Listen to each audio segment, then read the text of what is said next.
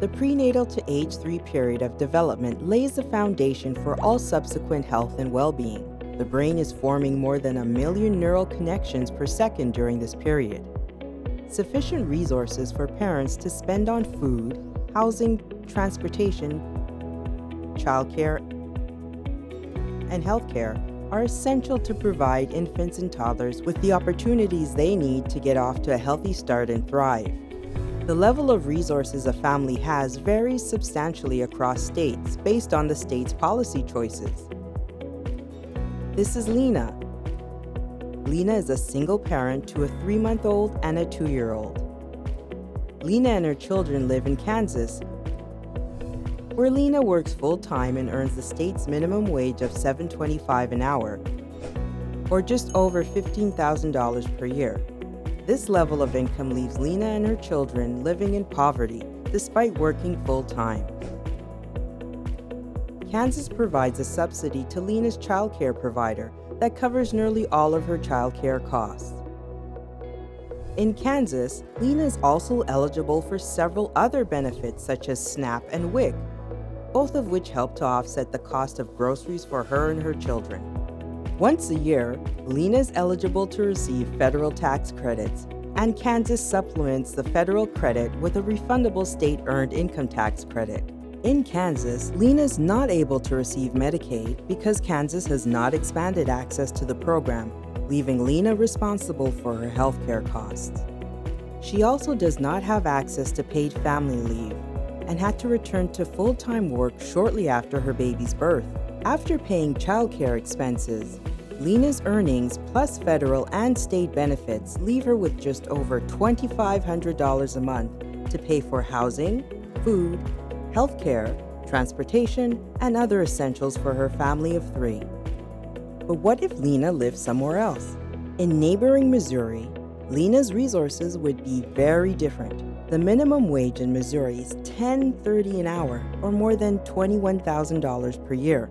This is more than 40% greater than what Lena earns in Kansas, but is still below the federal poverty level for a family of 3. In Missouri, Lena's access to childcare subsidies and other benefits changes too.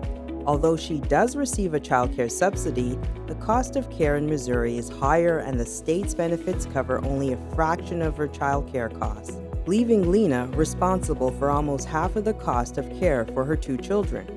Although Lena benefits similarly from SNAP, WIC, and federal tax credits, unlike Kansas, Missouri does not have a state-earned income tax credit. Lena does have access to Medicaid because Missouri recently expanded access to the program, but she did not have paid time off after her baby's birth because Missouri does not offer paid family leave to all workers. After childcare expenses, Lena is only left with approximately $1,800 each month to provide for her family, over $700 less per month than what she would have in Kansas, despite higher earnings. In either state, Lena is working full-time at a minimum wage job, while her children stay in full-day childcare. But policies in each state yield substantially different outcomes across the U.S. States make policy choices that impact the resources families have to provide for their children. The differences we saw between Kansas and Missouri exist throughout the country. Between states in the north,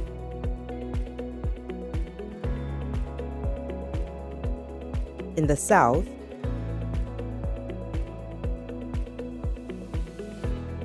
in the east,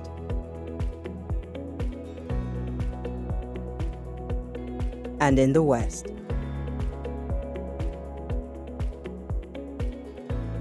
Lena would have the most resources available for her family after childcare expenses in the District of Columbia, with approximately $3,500 each month, as well as access to Medicaid and universal paid family leave.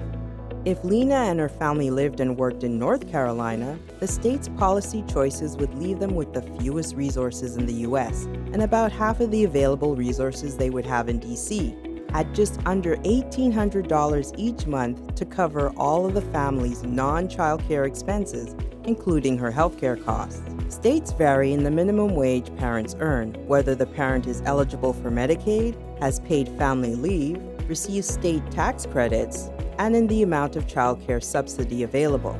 These policies can work together to create a system of support to allow parents to care for their children and help their children succeed.